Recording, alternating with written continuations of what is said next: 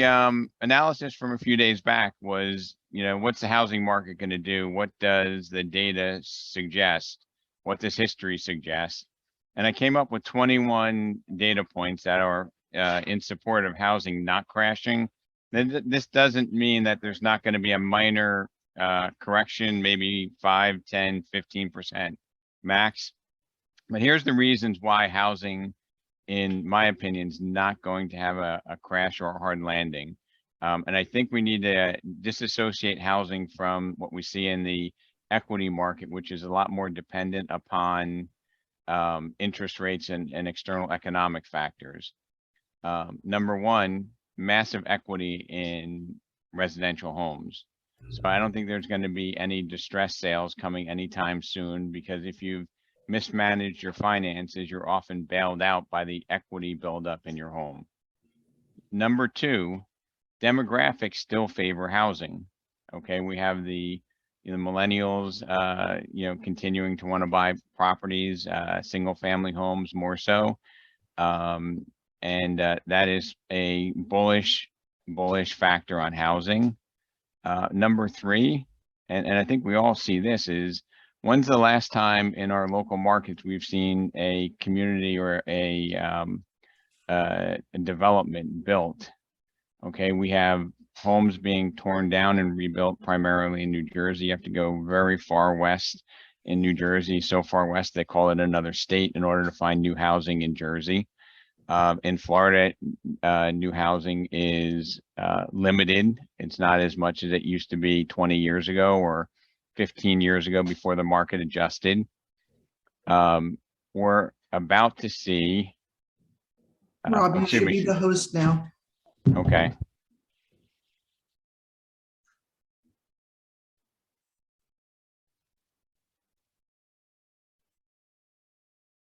All right. So we're about to see the greatest multi-generational wealth transfer ever. The baby boomers, probably the wealthiest generation. They are leaving us, or they're transferring their wealth to the next generation. And that transfer of wealth is anticipated to boost up housing demand. Costs to build new homes have increased dramatically, meaning that the competition, even if more homes do come into the market, is going to be supporting the higher base level of home prices. Banks remain conservative in lending practices, and I'm going to put this this handout here with the video. I did a lot of links, and there's a chart. Let me see if I can find it, where it showed the FICO score. It showed the FICO score historically over time. And I don't know, do we have any lenders on that want to chime in? But the FICO scores are at record highs. You're talking about, 720 being probably 2/3 of the mortgages. Matt, would you agree that? Matt Sora, or Gina, would you agree that most of your loans are 720 or higher FICO? Absolutely. What percentage would you guess? 3/4. So I was finding 2/3 of them were over 720. Back in 2008, we had probably 20 to 30% below 620, or it might have even been below 580 when I looked at the data. So basically, the people who have entered into home ownership have demonstrated a credit worthiness that wasn't there when the housing market was less stable. So banks still have not gone, off the rails or anywhere near the lending practices that we saw in 2008. And even going up to 2008, who in this here has been in the business for more than 15 years? Anybody 20 years? Okay, so Bobby, 20 years ago, do you remember stated income loans and no income loans being available? And now, what's your opinion today versus 20 years ago about the availability of those? Greater or lesser today? Definitely lesser, but I did see something on the internet that coming back. So So in 2022, more than halfway through the year, back 3/4 of the way through the year, it's making a small comeback, but it's not where it used to be. I hate to say this, but when I was in college waiting tables, I had a no income verification loan as a person waiting tables to buy a piece of property. You know, I was making tips. That's how easy it was back then, and it's still not gotten back to that point. Has it, Matt? So we have higher credit standards. Homeowners are wealthier than ever. Okay, why are homeowners wealthier than ever? Give me a couple reasons for the people here in person, or if nobody here in person, we'll go to the online.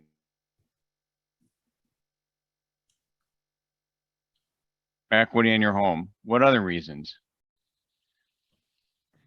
So relative to 2020, if you have a 401k, is that up or down from 2020? Is it up slightly or significantly? Significantly higher, right? Even though it's kind of peeled back a little bit. What hasn't the world done excessively in the past 2 years? There've been not that many places to spend your money, right? Because you've been, you know, kind of locked down a bit. And what has the governments done across the world? They've Lending, getting money out. They've printed money, right? So, Right. so we're in an unprecedented time where our gut might be giving us kind of a false read, because if you've been in the business long enough, or you've been a homeowner long enough, you know that these things go in cycles, and we probably have seen some not so pleasant cycles. But I think these are the reasons why housing is not going to crash. Number 8, you know, who's concerned about inflation here in the room? Anybody? A lot of us are concerned about inflation. You know what inflation's good for? Homes. Yes, because if inflation rises, right? Even though interest rates increase, right, which might put a headwind against housing, a tailwind is all the input costs are higher, right? And who thinks in this room or on this on the Zoom meeting that wages are going to be going down, or be going down significantly in the next 1 to 5 years? Anybody? So nobody thinks it. So if wages are going up, it's hard to get contractors. It's hard to get people to do things. That's good for if you own a house, because the house is already there, right? Your house is protected by the fact that it's hard to introduce competition to it. You know, this is something that I didn't really put too much thought into, but any lenders on the call here? Because I have my screen on, but if you're a lender, unmute yourself for just a second. Anybody? Yeah, I'm here, Rob. What's up? And Matt is there with you as well. Yeah. Yeah, Matt's Caitlin's here too. All right, so Bruce or Caitlin, what was the low on interest rates? Like since the pandemic, was it below 3? Oh, yeah. Yeah, 2.375 for a 30-year fixed for half a day. And you know, what was inflation when we were in the heart of the pandemic? Virtually 0, right? There was no inflation. Oil prices Less crashed. than 1. So we had a real interest rate of whatever that was. That was the real rate, 2.5%, 3%, 3.5%. Now, Bruce, what's inflation approximately annually? 8 in the 8s. In the 8s. Just keeps growing. And Caitlin, what's a high credit score person going to be able to borrow on a 30-year fixed rate? And a 30-year fixed rate right now? Yeah, if you got perfect credit and 30% down, what's the rate going to be roughly? Around 6% right now. 6%. So if inflation's at 8.5 and you can borrow money at 6, you have a negative cost of money because you're borrowing it at 6 and everything else is appreciating at 8.5. So the government, so basically the lenders are giving you money that's less than inflation. They're giving you free money. I don't think we ever thought about it like that, but that was an epiphany for me because I just thought, rates are going up, housing prices are going up. But if inflation's at 8 and you can borrow at 6 or 6.5, you're basically getting money for free. You're paying it back at a deflated rate. Does that make sense? Mhm. Bruce, what do you think about that? Yeah, I don't know if I agree with that. I mean, I guess it does in the window of the mortgage. Yes, the mortgage itself, I will agree. Yeah. But at the end of the day, if inflation is running away and everything's costing more, it's you are good to get in. So from a mortgage perspective, I do agree with that. Right, but I never thought of it this way because, and if inflation goes back to 2 to 3%, what do you think is going to happen to rates, Bruce? They're going to come down. And what are people who have 6% mortgages going to do? They're going to refinance. Yep. Well, that I agree with 100%. Yeah, it's temporary. There's no question when inflation gets under control, we'll have an opportunity to lower everybody's payment. So we talked about the heads I win, tails you win, right? Here's a case where entering into this contract to borrow money, we're basically borrowing money less than money's devaluing over time. And then if rates drop because there's no prepayment penalty, you can then go refinance and refinance and refinance. You know, Caitlin, have you refinanced people in the past 3 years more than once? Oh, yeah, some people 3 times. I So you- refinanced myself twice. So it's not uncommon for somebody in a 2.5 year period to refinance 2 or 3 times as the rates decline.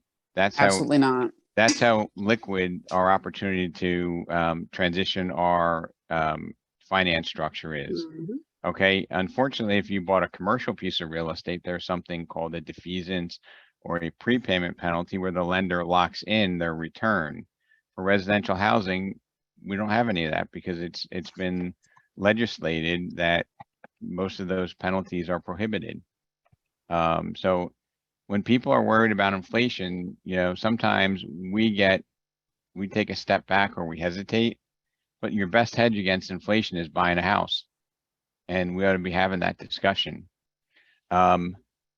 Migration, you know, this country is starting to have both legal and illegal migration, which is adding to the households that we need in addition to demographics.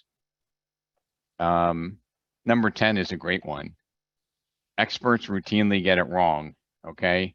Now, if you listen to the theory about the inverted yield curve where short-term rates are longer than high-term rates, does anybody know what that usually indicates? Is it? Anybody? Yeah, usually, Go ahead. What does that usually indicate? a recession. Who was that saying it? Who said that? Bruce Jr. So Bruce Jr. said that when short-term rates exceed long-term rates, experts generally say that means a recession is coming. Okay. Mhm. Now, when I was doing my research, you know, I got a chuckle out of this where they said experts routinely get it wrong because in recent history, short-term rates have exceeded Mhm. long-term rates 9 times. So this theory has correctly predicted. I want to get this right. It predicted 9 of the last 3 recessions because it predicted 6 that never happened. So basically, it's really a flawed theory, in my opinion, right? Okay, so that theory of short-term rates exceeding long-term rates, which, you know, is commonly known thanks to Bruce Jr. and we had some people here shouted out that that's an indication of a recession coming. You know, the recession people have called it 9 recessions coming, but only 3 came. Rental inflation. Anybody have a rental property or anybody renting properties for landlords? Anybody want to give me an example of a property that kind of made you turn your head? Anna?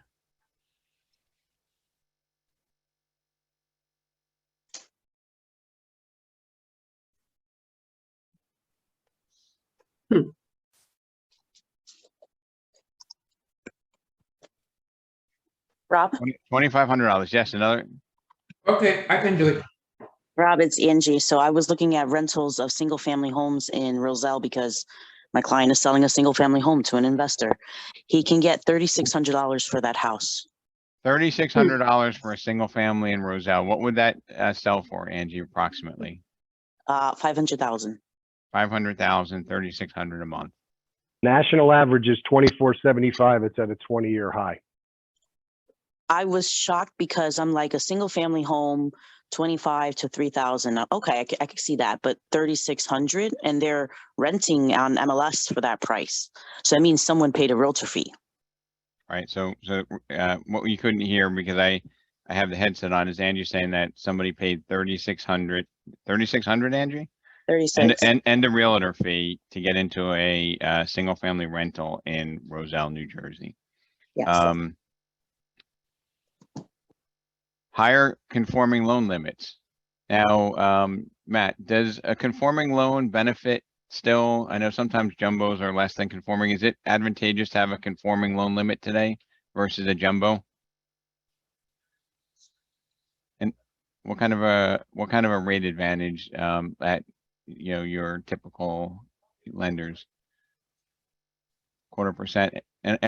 And my belief is if we didn't have conforming loan limits that are jumbo limits that investors are offering are trying to compete with conforming, that kind of keeps the market in place. And that ties into another point on my list of 21, which is the lower conforming loan limits make it standardized as to what people can afford.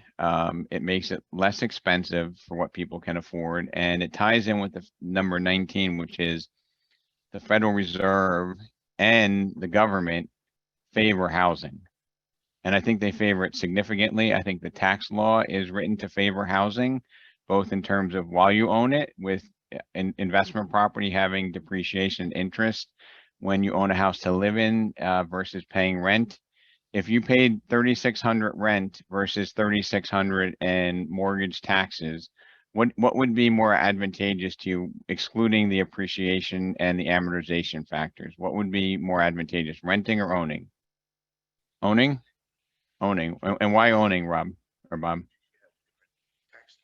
You still have a write-off for your interest and your property taxes subject to limitations.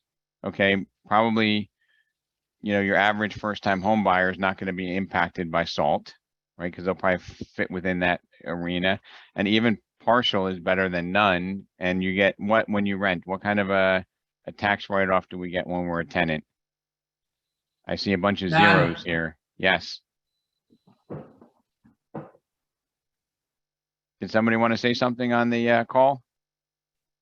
Okay. This is interesting. Has anybody moved from another country here in the past 5 years or 10 years? Because globally, real estate in the US, both globally and historically, is less expensive than across the world. So a couple of things that makes it more attractive for residents here. But secondly, it still makes it an attractive play on the global market for people to invest in the United States.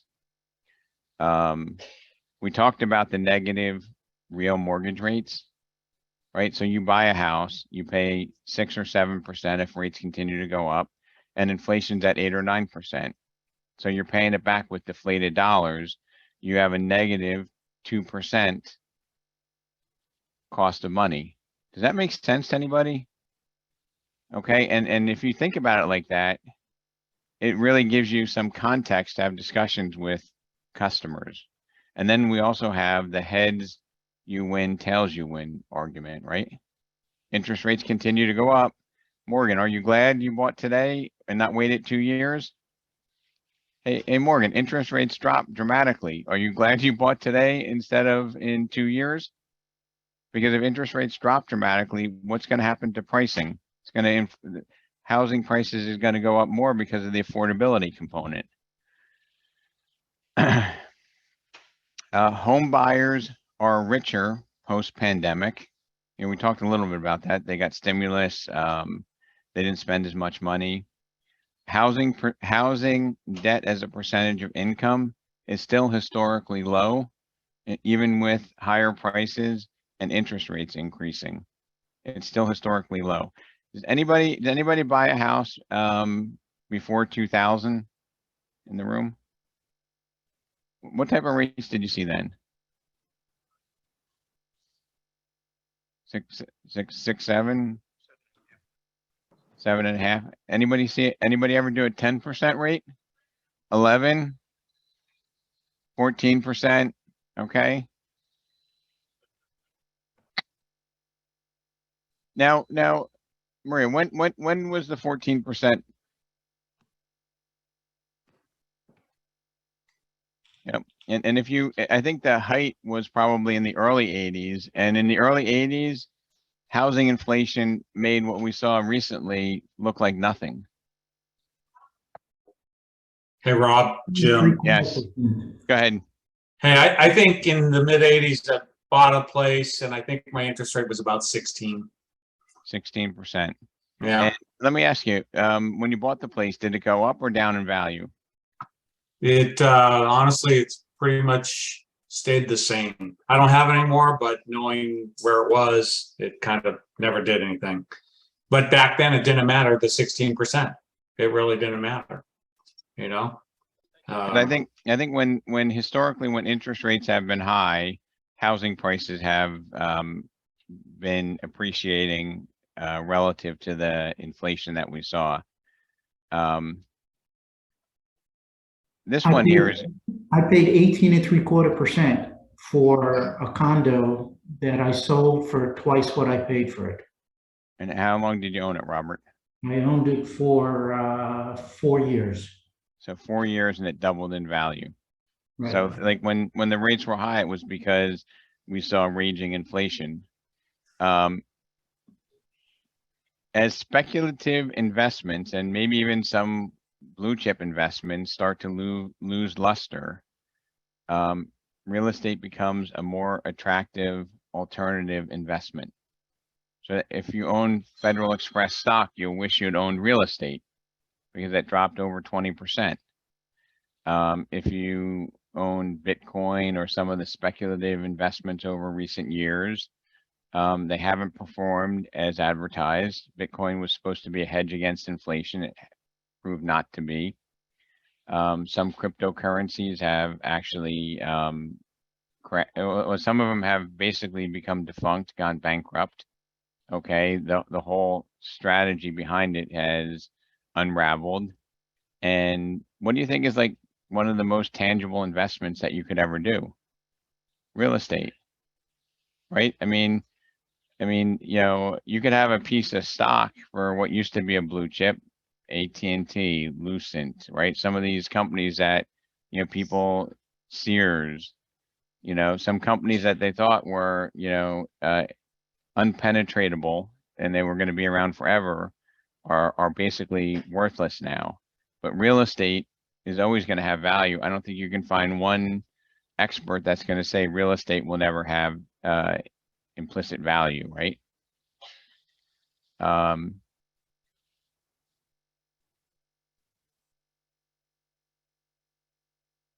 Yep. Potential for change in capital gains treatment. So like if we, you know, go towards a new tax philosophy, you know, and there is talk about it. If capital gains treatment is perceived to change, that would probably inspire a lot of people to transact in real estate. Okay, so if everybody knew in 2 years capital gains was going away, you have to pay ordinary income on the sale of real estate, I think that would bring out some buyers because that's going to have a real impact on their net dollars at the end of a transaction. Federal Reserve and government are pro-housing. Wall Street is still bullish on real estate. Wall Street's still bullish on, that's where the money is. They're still buying houses. Excuse me? They're buying houses. And my number 21 is inventory still low. Anybody see excessive inventory hitting the market? I was assisting one of your colleagues with a transaction where the price was low 500s. They bid 125, 126 above asking price.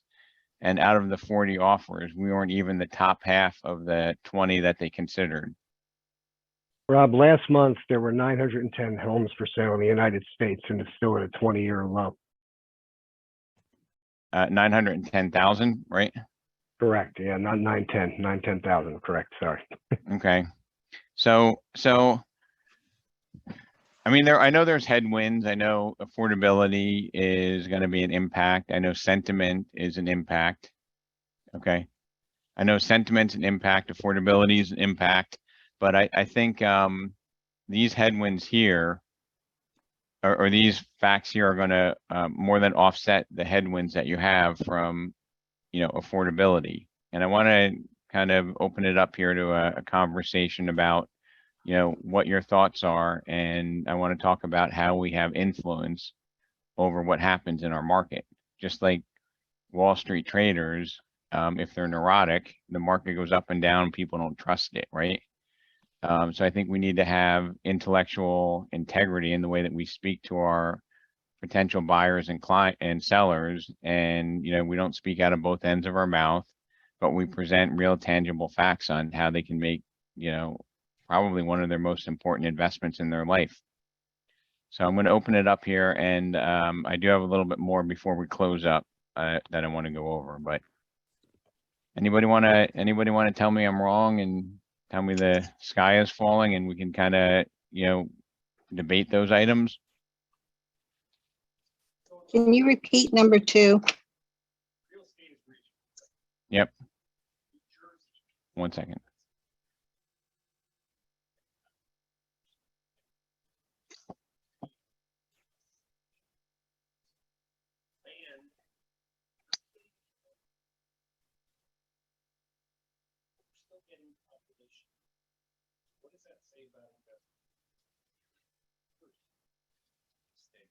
Did anybody, can anybody think of somebody who maybe had modest means, but never sold a piece of real estate and is now worth a lot of money?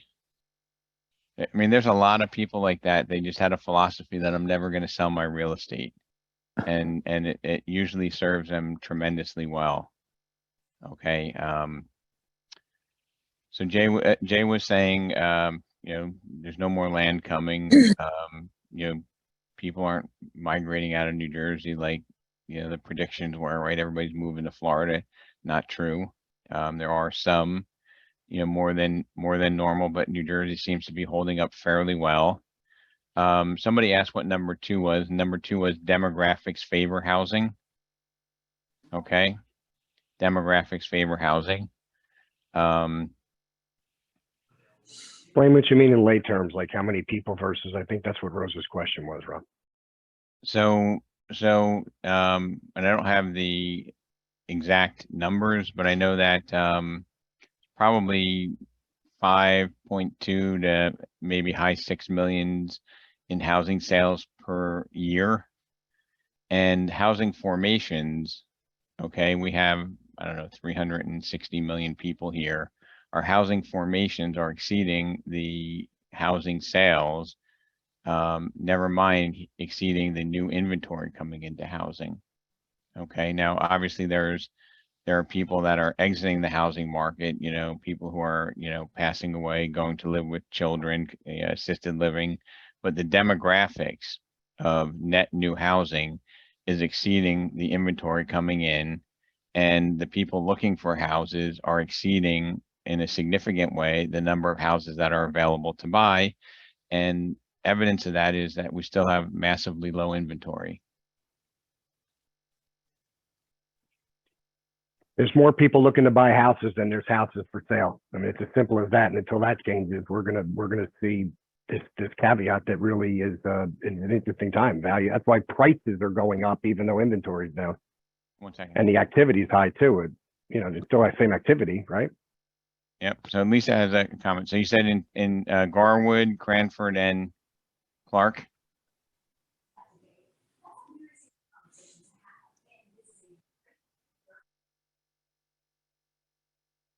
There's five luxury apartment.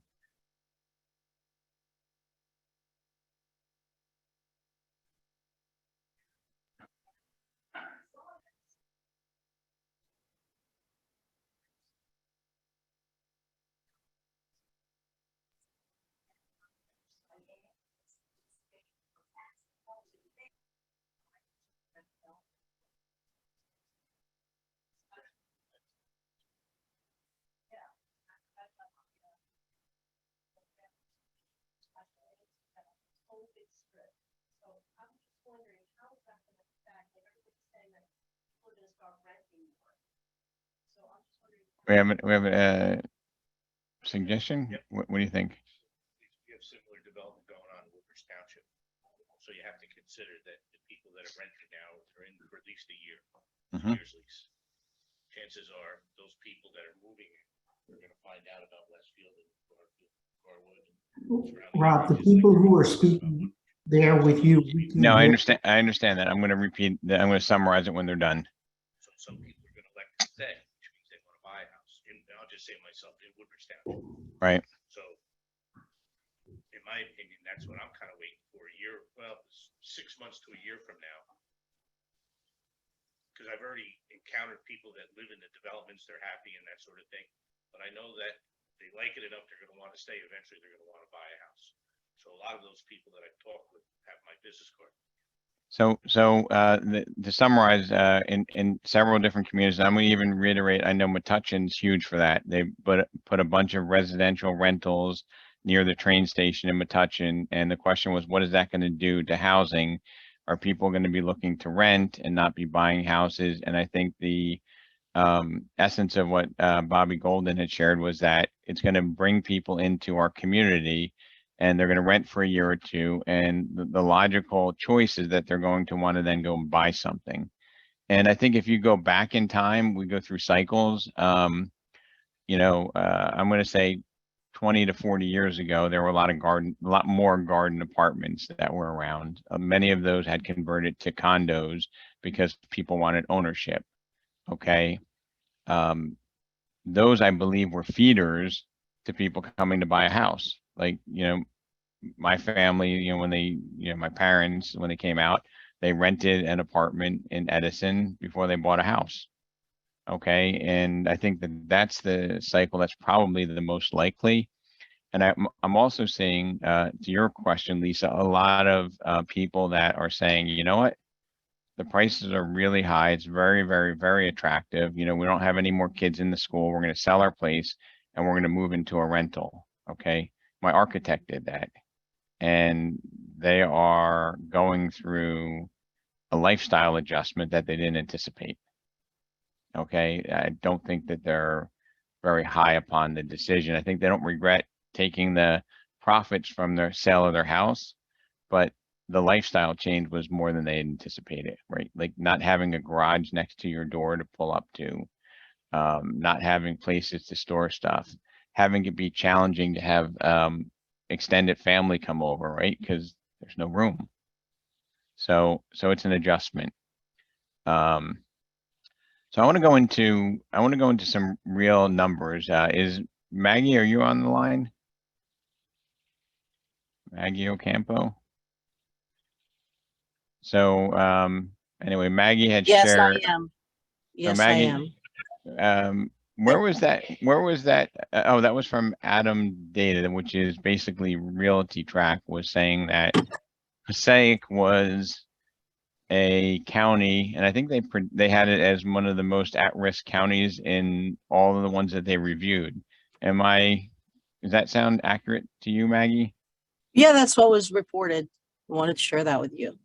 So what I did. There's some other like areas like Newark, it's in there. Yeah, so what I I don't have did it in was, front of me. so what I did was I just kind of took a little bit of a look at what's going on in those markets. And in Passaic County, for the entire county, for a 45-day period, I looked at the units that sold. So in 21, there were 519. This year, in that same month and a half, there were 427. the days on market went from 33 to 37, a 4-day increase in days on market. However, the average ask price went up by 31,500. The average sale price went up by 24,500. The sale to ask price was still at over 101%, down from 102.6, but you're going off of a lot lower asking price. So I think that if we consume the data that's out there in the public and we don't look at real numbers, it might mislead us. Okay. And Rob? Yeah. I think what that report was anticipating, if a recession were to happen, those are the areas that are likely to be most affected. I understand that. And what I'm sharing with you about So that, that's hindsight. Yeah. no, but what I'm saying is that I think what's the reason why there are less sales, Maggie, is because there's less inventory available. Okay, so the Right. market seems to absorb everything that's there, and it's even doing so at a higher price level. I mean, That it's article was in NJ.com. What it also had was a component of the affordability in those counties was higher than the national average. But to your earlier point, Rob, which was a good point of those 21s, banks, number 6, banks remain conservative. The affordability piece was high, but the people that are in those properties are qualified. So I think it would contradict that a little bit more. Even though the affordability is high, the people that are in there can afford it.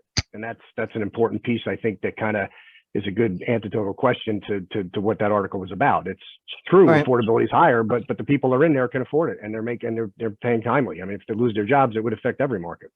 I mean, if a household was at 100,000, right, and they got a 8.5% increase in pay, that's $8,500. I mean, their mortgage might be going up slightly higher than that in the short term, but in the long term, they're locking into that payment for 30 years. If that inflation continues, they're getting 8.5, right? And their housing payment is fixed. So they're going to catch up. If inflation drops and they can't expect to see those increases in wages, then what's going to happen is interest rates are going to drop and they're going to be refinancing. So I think the market is more sophisticated than we give it credit in terms of adjusting to market conditions. And I also Right. took a look at Union Township, because I looked at like what can be like a bellwether. It's got some high end properties, it's got some entry level properties, it's got some condos. It's not a Wall Street community, it's more of a Main Street community of buyers. And I wanted to see what happened in Union. So I took a look at some data points, and in Union, the days on market in 21 for properties that sold June through August was 26, and June through August of this year was 29. The average ask price was up by 21,600. The average sales price was up by 26,000, which is like a 5% increase.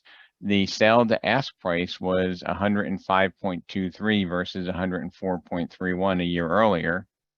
And that's the past month and a half of closings. I also took a look at under contracts and the days on market for under contracts. Very similar. I think that's going to be a determination of what those prices are, because if they're going under contract in similar days on market, I think the market's going to be behaving similarly. Inventory is low. I think we have less than 2 months of inventory available. I think it's a month and a half of inventory in the town of Union. And I think that that's a bullish sign for the market. I don't think that's, anything indicating that there's going to be a crash. The last crash we had was a financial market meltdown crash. It was a Wall Street induced crash, not a Main Street induced crash, right? Wall Street, went to the lenders and said, give me all the mortgages you can. We don't really care about credit standards. We want to drive more volume. If we have a few bad loans in a pool of mortgages, that all gets balanced out. And it was a really, really greedy and flawed theory that put, real people in harm's way. So as I process this data, I don't see a market crash at all. And I think we've been through a pandemic. We've been through like hopefully a once in a lifetime incident. We've been through, world instability, war, product shortages upon pandemic shortages, and everything seems to be sustainable. So anybody, Anna?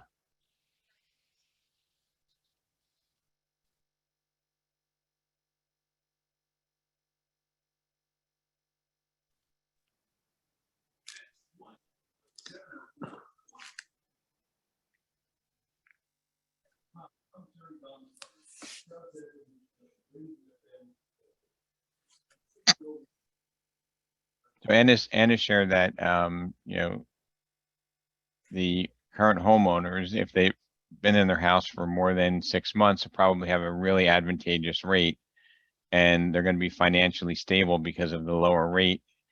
They have that low rate. Now inflation's coming. They're being able to pay that off with deflated dollars. They're probably earning more. So that bodes well. I also think that's a headwind for, bringing more inventory to the market. But again, the fact that we might have a modest headwind to inventory coming onto the market probably only puts more pressure on prices to go up further. If that makes any sense, right?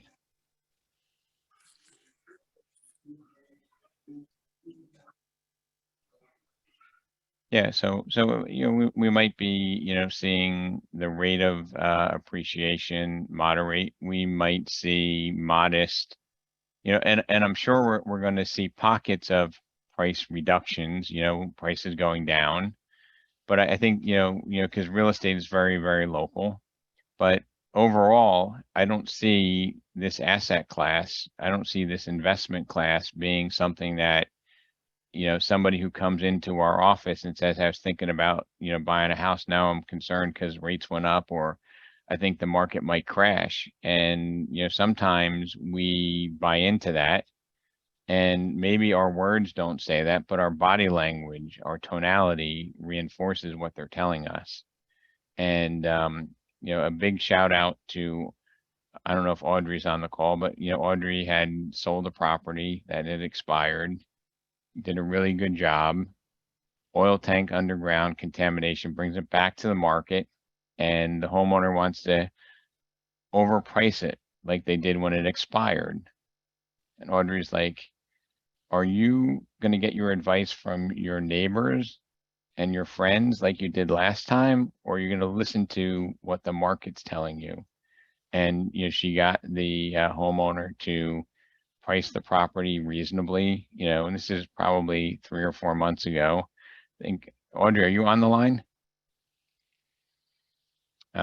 She priced, I believe it was $599, and she got $693, and it's less than 4 months ago that occurred. And because the person had it under contract for $652 before the oil contamination killed the deal, they wanted to go back on the market at $650. For those of you who are online, there's a bunch of chuckles here with that theory, but how many times do we lack the fortitude to tell them that, right? Because we just want to sign up that listing. And, $94,000 more, $53,000 more than it expired for with no offers. So we have to control the narrative. We have to keep the facts, and not let people tell us, oh, now's not the right time to buy because I think the market might crash. Emma?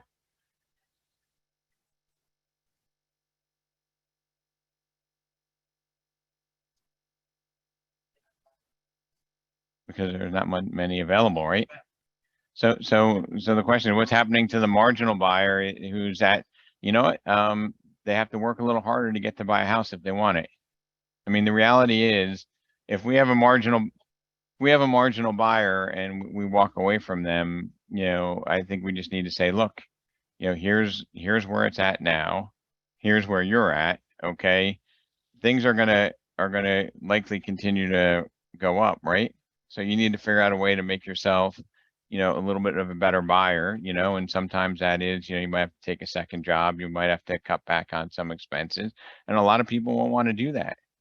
Okay, but that's the market we're in. Like, there's always good news. The good news is, Jay, yeah, the good news is that, you know, although you can't afford what you want now, let's come up with a plan so that you can get there in 6 months or get there in a year, right? You know, I would bet that virtually everybody here that bought their first house probably thought that, wow, I might not be able to afford it. I'll bet you we all made sacrifices to come up with the money for it, right? We were probably scared when we did it, but it worked out pretty well, right? So if we allow our consumers to consume their education on what's going on from the media or social media, okay, I mean, shame on us. I have nothing else to say, but shame on us if we do that. We had a question here.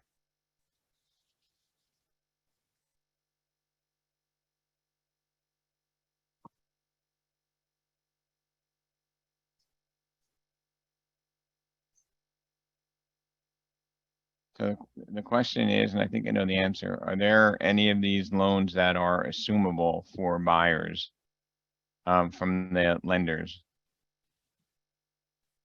Matt, if you want to come over here.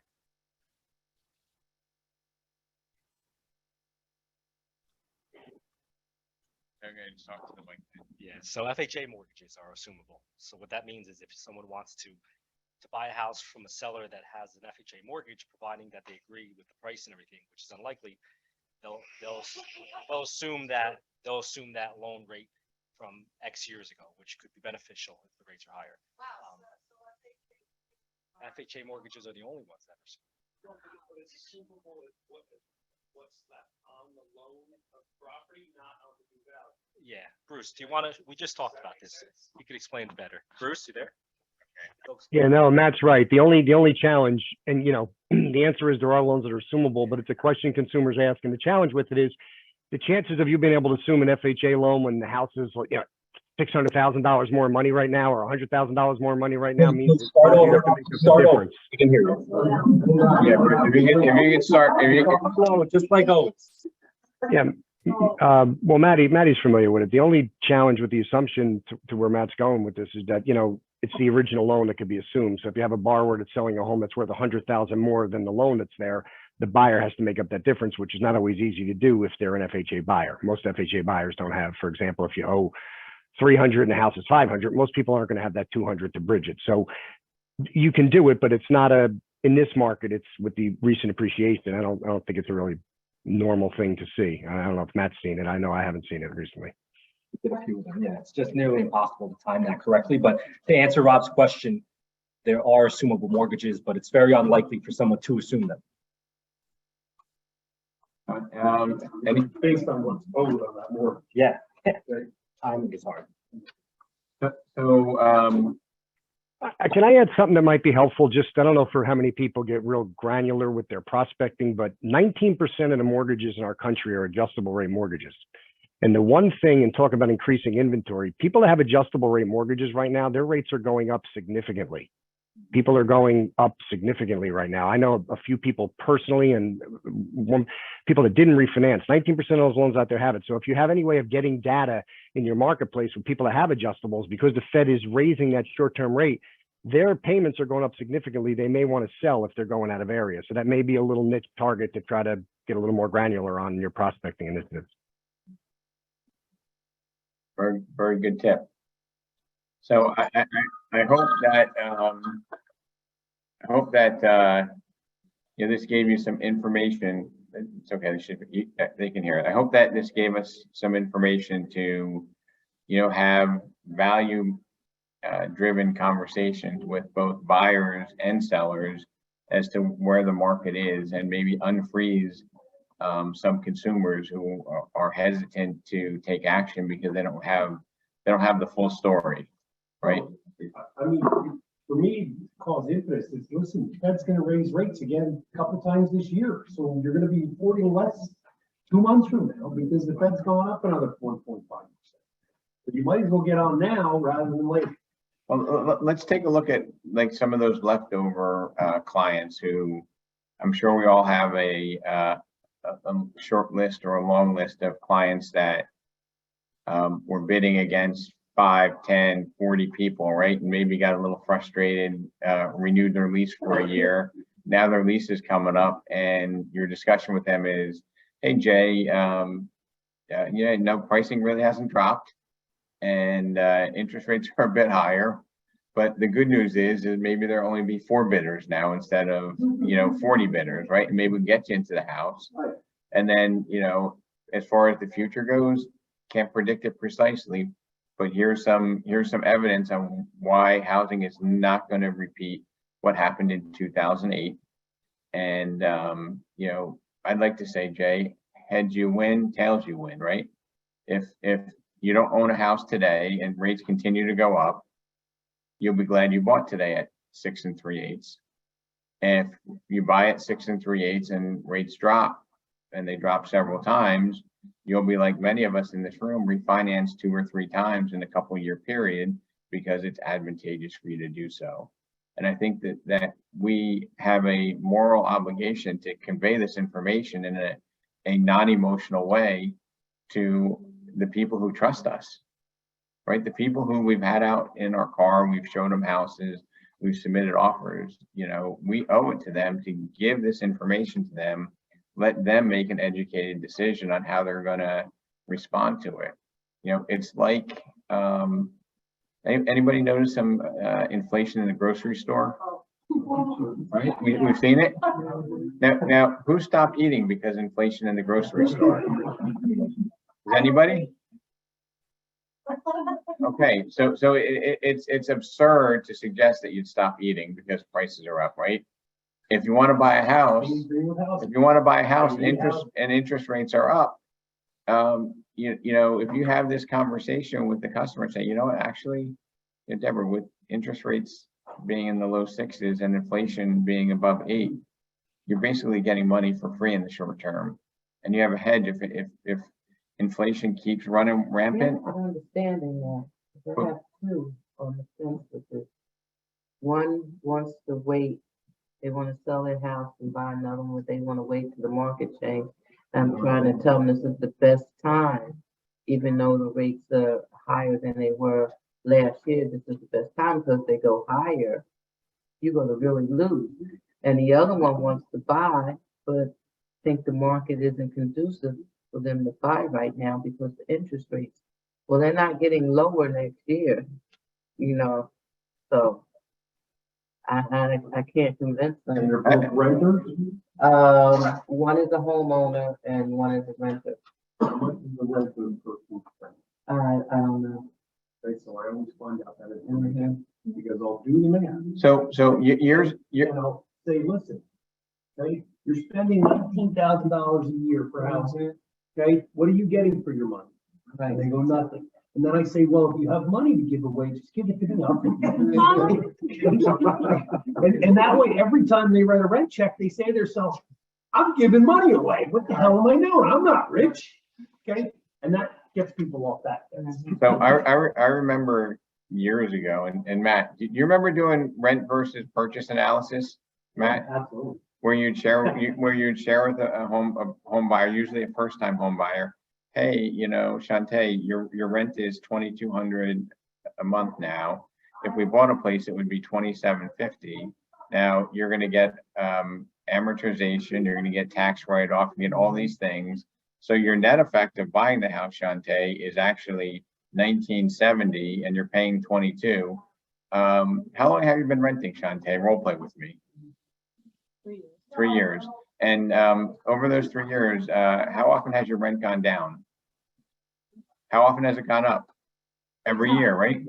So if in 5 years from now, if the rent goes up, it's about $125 a year. So that'll be $3,000 in 5 years. And your mortgage, if you locked it in, would be what? 2750, right? And then after tax benefit, your net payment would be what? 1975, right? And you know how much your loan balance would decrease in 5 years? It's generally not a whole lot, but it might be $30,000, $50,000. So you'll have $50,000 of additional equity. That's excluding appreciation. You have a fixed payment. You have a tax. I'm calling the industry out as lazy right now.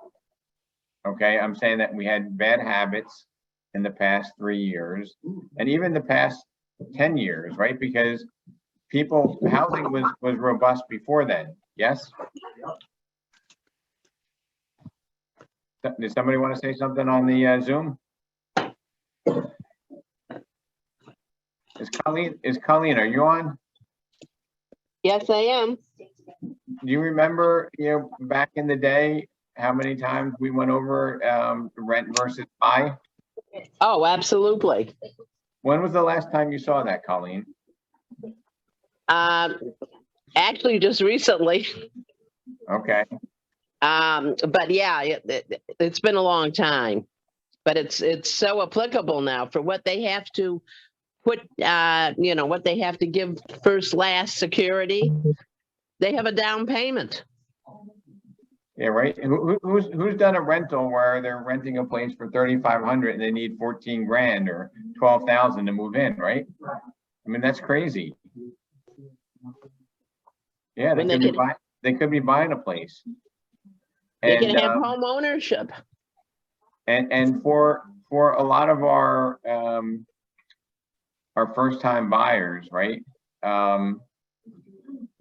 There's very few instances where somebody can't, within 6 months to 12 months, turn around almost any circumstance short of bankruptcy and lack of income.